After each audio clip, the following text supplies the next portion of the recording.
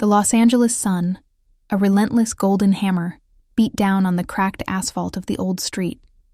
From my apartment window in Silver Lake, I watched the city's chaotic pulse, the distant drone of the 101 freeway, a soundtrack to my self-imposed solitude. 9 years. 9 years since I packed a single suitcase, left my parents' quiet suburban home in Pasadena, and never looked back. I carved out a life for myself here. Not an easy one, but mine. A life without their judgment, their suffocating expectations, their constant disapproval. My design firm, Aurelia, was my sanctuary. It was built on sleepless nights and stolen ideas, on the very ambition they once called a phase. The email arrived a few days ago, a sterile legal document from a firm I didn't recognize. My father had passed away. A single, cold sentence. There was no emotion in it, just a date and a time for the reading of the will. I felt nothing. No sorrow, no regret. Only a hollow ache that I had long ago mistaken for peace. I had always been the black sheep, the one who didn't fit into their picture-perfect life. I was the one who challenged them, who refused to be molded into a replica of my mother. They disowned me in all but name, and I accepted the verdict with a bitter resolve. The thought of facing them, of seeing my mother's disappointed gaze and my relatives' whispering stares, made my stomach churn. But the email mentioned a significant inheritance, a family trust. The last conversation I had with my father, before he hung up and never called back, was about the money. He'd threatened to cut me off, to leave it all to my younger, more sensible brother. I hadn't needed their money then. I was an aspiring artist with a fire in my belly. But life in LA is expensive, a constant battle against rising costs and cutthroat competition. The lure of that money was a quiet whisper in the back of my mind. It was my chance to take back what was rightfully mine. I spent the next few days in a haze, the city's vibrant energy feeling like a distant dream. I pulled on a simple black dress, the kind that was both expensive and understated, and drove east towards Pasadena, the familiar landscape of palm trees and manicured lawns filling me with a strange sense of dread. The air grew still, the chaotic pulse of the city replaced by a suffocating quiet. I was going back, not for them, but for what was mine. They wanted the will? Fine. They'd get a surprise, a cruel, poetic one. If you're enjoying the story, please remember to subscribe to the channel for more. The old Victorian house stood on a perfectly manicured lawn, looking exactly as I remembered it. Imposing, sterile, and devoid of any real warmth. It was a museum of their life. Every object carefully placed. Every photograph a testament to a happiness that always seemed just out of my reach. As I walked up the stone path, the front door was already open, a silent invitation into the past I had tried so hard to bury. My brother Mark stood in the hallway, a mirror image of our father, his face etched with a grief that looked both genuine and performative. He offered a curt nod, his eyes lingering on my black dress as if it were a judgment in itself. My Aunt Carol hovered nearby, her expression a practiced blend of sympathy and disapproval. And then there was my mother. She sat in the living room, a frail figure swallowed by the oversized armchair, her eyes red-rimmed but dry. She didn't look at me as I entered. The lawyer, a Mr. Henderson, a man with a neatly trimmed beard and an air of professional detachment, cleared his throat. He sat at the mahogany dining table, a stack of documents laid out before him. The room felt heavy with unspoken words, with years of resentment and unspoken accusations hanging in the air like a thick fog. We all took our seats, the silence punctuated only by the grandfather clock ticking in the hall, each tick a reminder of the time that had passed, the time we had lost. Mr. Henderson began to read the will, his voice a monotonous drone that seemed to strip away any remaining emotion from the already sterile document. The house, the summer cottage, various investments, all meticulously detailed.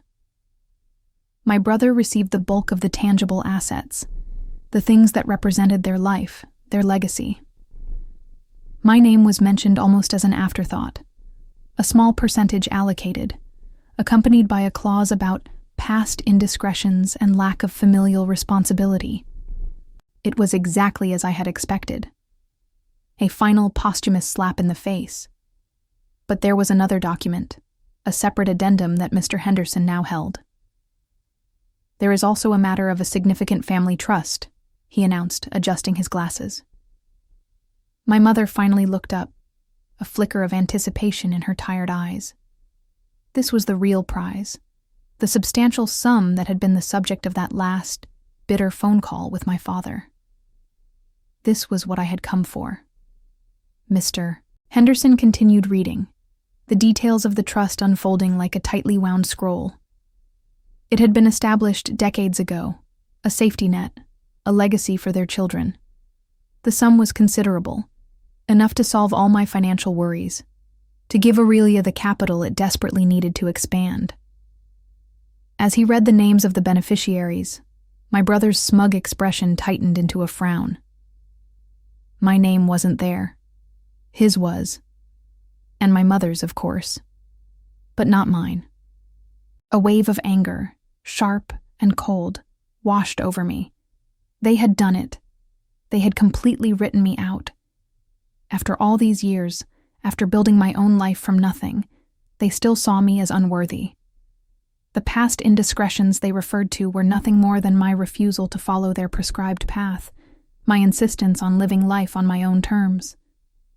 But as the lawyer droned on about the management of the trust and the distribution schedule, a small, almost imperceptible smile played on my lips. They didn't know. They had no idea. 9 years ago, in the immediate aftermath of our last explosive argument, fueled by a potent mix of fury and a desperate need for independence, I had taken action. I had always been the smart one, the observant one. I knew about the trust, of course. It had been a constant topic of hushed conversations throughout my childhood. And I had also learned about its vulnerability. A loophole. A clause that allowed for a one-time withdrawal under specific, loosely defined circumstances. Using my sharp intellect and a carefully crafted story, I had managed to convince the bank, the original trustees, that those circumstances applied to me. I had presented myself as the responsible child, the one who needed the funds for a legitimate business venture, carefully omitting the fact that I was estranged from my parents. They had released the funds. All of them. It had been a risky move, a gamble born of desperation and a burning desire to prove them wrong. And it had worked. Now, as I sat in their perfectly preserved living room, watching their disappointment and confusion unfold, a sense of cold satisfaction filled me. The inheritance they were so concerned about, the money they thought they were controlling from beyond the grave, was already mine. Every last penny. The reading of the will concluded, leaving a palpable tension in the room. My mother finally spoke, her voice thin and laced with a weariness that went beyond mere grief. "There must be some mistake, Mr. Henderson," she said, her eyes darting between my brother and the lawyer. "Aurelia was always provided for." Mr. Henderson consulted his papers, his expression impassive.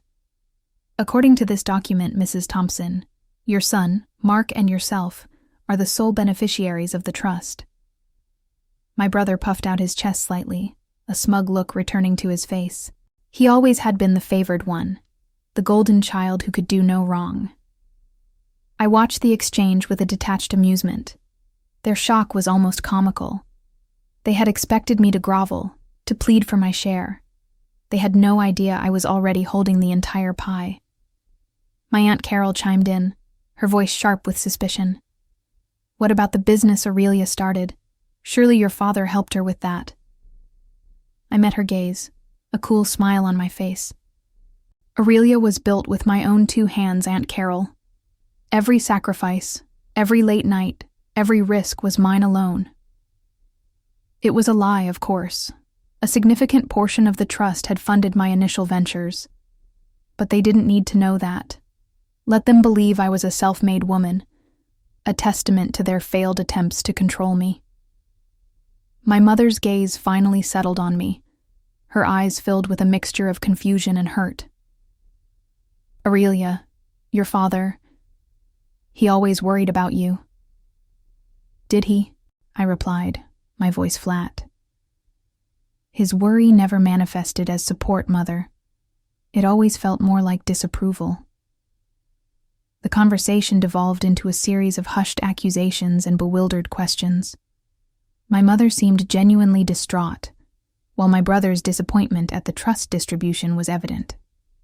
I remained silent, a detached observer in their family drama. Let them stew in their confusion. Let them wonder why their carefully laid plans had gone awry. I knew the truth, and that was all that mattered. As the afternoon wore on, the atmosphere grew increasingly strained.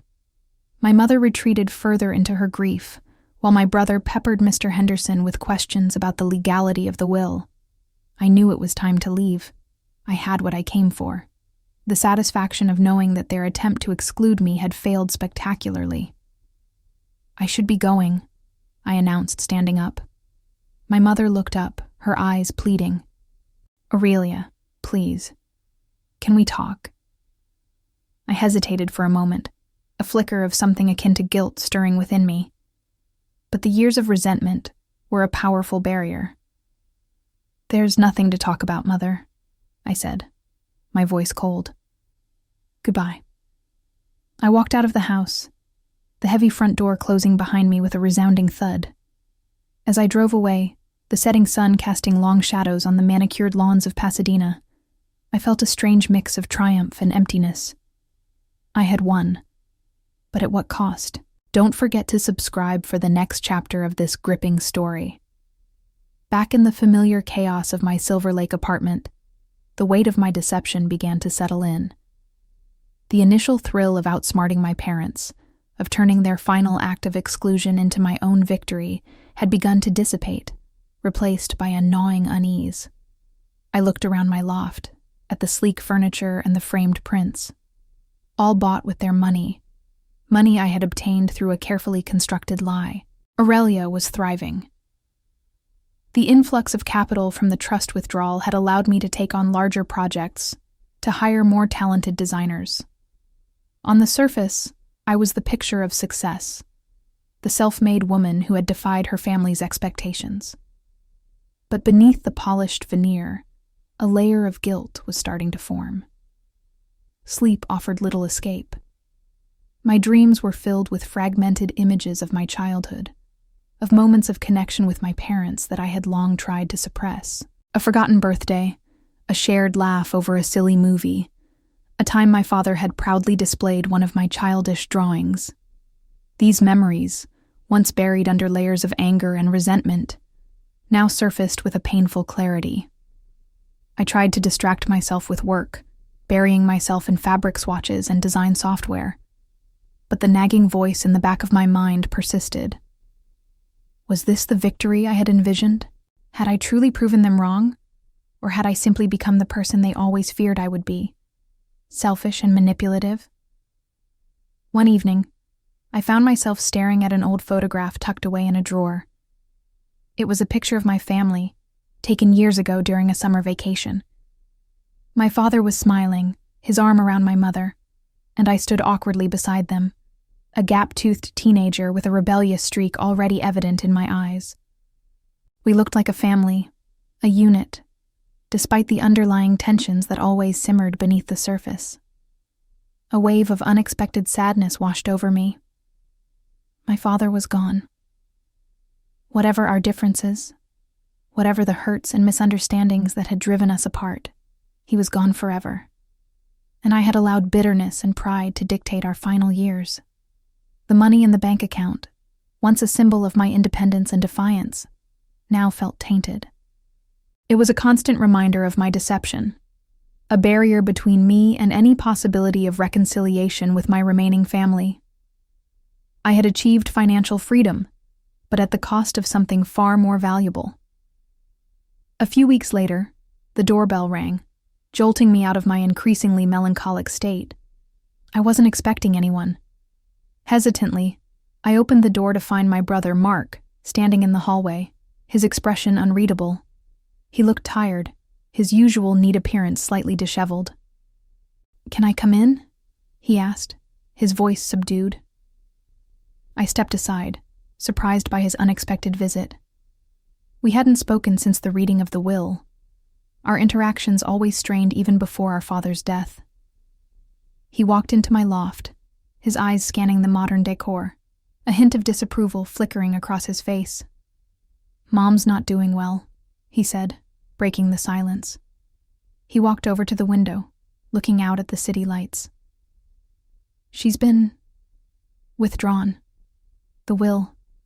It's been hard on her." I said nothing, unsure how to respond. Part of me felt a flicker of sympathy for my mother, but another part of me remembered years of feeling like the outcast, the one whose feelings were never truly considered. Mark turned back to face me. "She keeps asking about you," he continued. "She wants to understand why things are the way they are." "There's nothing to understand, Mark," I replied, my voice hardening slightly. "We made our choices years ago." "Did we?" he countered, his gaze direct. "Or did you make yours and we reacted?"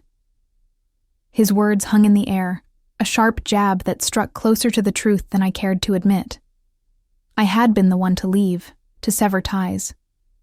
They had reacted, perhaps poorly, but they had been left behind. "Look, Aurelia," Mark said, his voice softening. "I know things haven't always been easy between us, between you and Mom and Dad, but he's gone now, and Mom, she needs her family." He paused, then added, almost as an afterthought, "And frankly, I'm worried about her. This whole thing with the will, it doesn't make sense. Dad always said he wanted to provide for both of us." His last words caught my attention. "What do you mean?" I asked, a knot of anxiety tightening in my stomach. Had Mr. Henderson made a mistake? Had there been another document I wasn't aware of? Mark shrugged. "Just a feeling. Dad was always meticulous. It's strange that you were almost completely excluded from the trust." His words were like a seed of doubt planted in fertile ground. My carefully constructed narrative of righteous defiance began to feel less solid, more fragile. The weight of my secret pressed down on me, heavier than ever. Mark's visit lingered in my mind, his words about our father's intentions echoing in my thoughts. Had I misjudged him? Had my anger and resentment blinded me to the possibility of a different reality? The feeling of unease grew stronger. I started replaying old conversations with my father in my head, searching for clues, for any indication that he hadn't intended to cut me out completely. There were moments, fleeting instances of pride in my accomplishments, of veiled concern for my well-being. Had I dismissed them too easily? Driven by a growing sense of anxiety, I decided to do some digging. I contacted a former colleague of my father, someone who had known him for years and had been privy to some of his financial dealings. I presented myself as simply trying to understand my father's estate planning, omitting any mention of the trust withdrawal. The colleague was hesitant at first, but after some gentle persuasion, he agreed to share some information. He confirmed that my father had indeed intended for both Mark and me to benefit from the trust. He even recalled a specific conversation where my father had expressed his hope that the trust would provide me with a secure future, especially given my unconventional career path. His words hit me like a physical blow. My carefully constructed justification for my actions began to crumble. I had painted my father as a vindictive man, someone who wanted to punish me for not conforming to his expectations. But what if that wasn't the whole truth? What if his intentions had been more complex, more nuanced? The guilt intensified, morphing into a sharp, persistent ache in my chest. I had not only deceived my family, but also, it seemed, myself. I had allowed my anger to cloud my judgment, to justify an act of betrayal based on a potentially false premise. Sleep became a luxury I could rarely afford. I would lie awake for hours, the weight of my secret pressing down on me, the faces of my parents, especially my father's, haunting my thoughts. The victory I had so gleefully claimed now felt like a hollow, Pyrrhic one. I knew, deep down, that I couldn't continue living with this deception. The cracks in my carefully constructed facade were widening, threatening to expose the truth and shatter whatever fragile remnants of family I had left. If you're captivated by the unfolding drama, be sure to subscribe to stay updated. The decision hung heavy in the air, a lead weight pulling me down. Confessing was terrifying. It meant facing the consequences of my actions, the potential for even greater estrangement from my family, the possibility of legal repercussions. But the alternative, living with this corrosive secret, was becoming unbearable. I called Mark. My voice trembled slightly as I asked if we could meet. He sounded surprised but agreed. We met at a small cafe in Pasadena, a neutral territory away from the ghosts of our childhood home. As I sat across from him, the familiar landscape of our hometown blurring behind him, I took a deep breath and began to speak.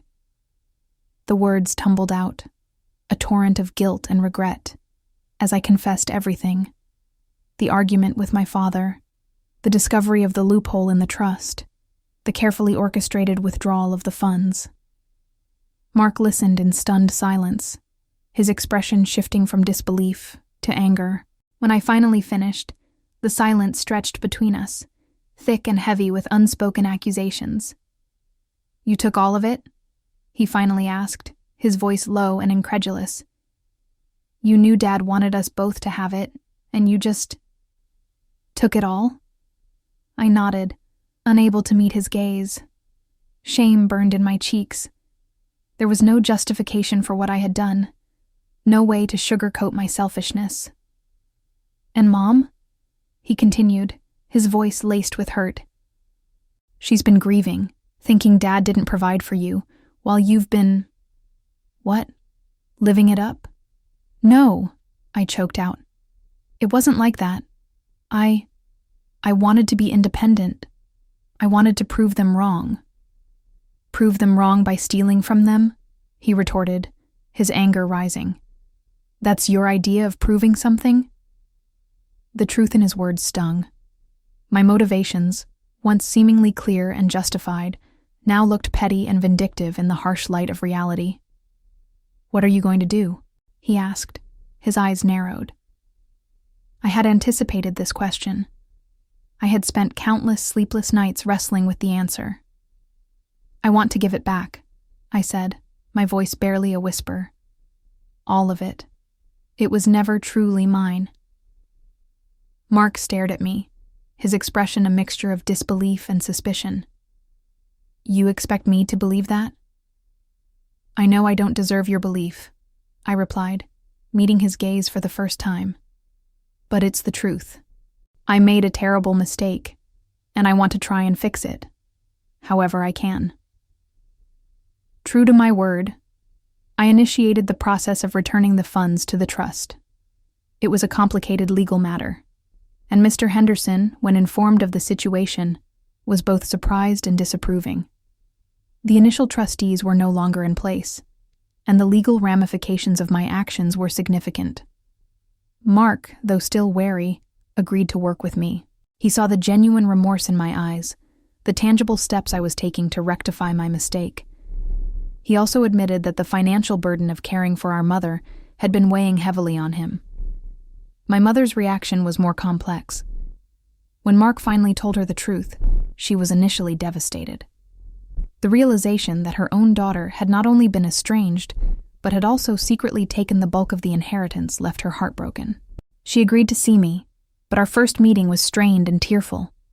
She didn't yell or accuse. Her silence was more cutting than any harsh words. She looked at me with a profound sadness, as if mourning the daughter she thought she knew. "Why, Aurelia?" she asked, her voice barely above a whisper. "Why would you do such a thing?" I tried to explain, to articulate the years of feeling inadequate, the desperate need for independence. the misguided belief that I was somehow owed this. But my words sounded hollow, insufficient to explain the depth of my betrayal. Over the following months, I continued to work on rectifying the situation. The legal process was slow and arduous, and I incurred significant penalties and fees. Aurelia suffered as well. The sudden withdrawal of capital forced me to scale back operations and let go of some talented staff. The success I had so carefully built began to crumble. I spent time with my mother, helping Mark care for her, running errands, simply being present. Slowly, tentatively, the ice began to thaw. She started asking about my life, about Aurelia, her questions tinged with a hesitant curiosity. Mark and I also began to rebuild our fractured relationship. We talked, really talked, for the first time in years, sharing our regrets and acknowledging our past misunderstandings. There was a newfound honesty between us, born out of the shared experience of family crisis. Returning the money was not a magical fix. The damage I had done ran deep, leaving scars that would likely never fully heal. But it was a start. It was an acknowledgement of my wrongdoing, a willingness to face the consequences of my actions. Years passed. The legal dust settled, and the trust was reinstated according to my father's original intentions. Aurelia, though smaller, survived and eventually began to thrive again, built on a more solid foundation of honest work and perseverance. My relationship with my mother remained fragile but present. The deep hurt of my betrayal never fully disappeared, but it was tempered by a slow, gradual process of forgiveness. We shared quiet moments, reminiscing about the past, carefully navigating the years of estrangement. Mark and I became closer than we had ever been, our bond forged in the crucible of family crisis and mutual understanding. We learned to rely on each other, to offer support and forgiveness. The financial security I had briefly grasped through deception was gone. I had to work harder than ever, facing the consequences of my choices. But there was a different kind of wealth I had gained. The slow, arduous process of rebuilding trust, the fragile hope of reconciliation, the understanding that true independence comes not from stolen riches, but from integrity and genuine connection. I often thought about my father. Had he known the turmoil his will would unleash? Had he foreseen my desperate act? I would never know his true intentions, but I hoped that in the end, he would have seen my attempt to make amends, however imperfect. The Los Angeles sun still beat down on the city, but my view from my smaller, more humble apartment window was different. The relentless energy of the city no longer felt like a constant pressure, but a reminder of the constant possibility of change, of growth, of finding a way back from the edges of our own mistakes. The echo of silence from those 9 years still lingered, a reminder of the devastating consequences of pride and resentment, but it was now accompanied by the softer sounds of a family, slowly, tentatively, finding its way back to each other. The road ahead was still uncertain, but for the first time in a long time, I felt a fragile sense of peace. Thank you for watching the entire story. If you enjoyed it, please like the video and subscribe to the channel for more compelling narratives.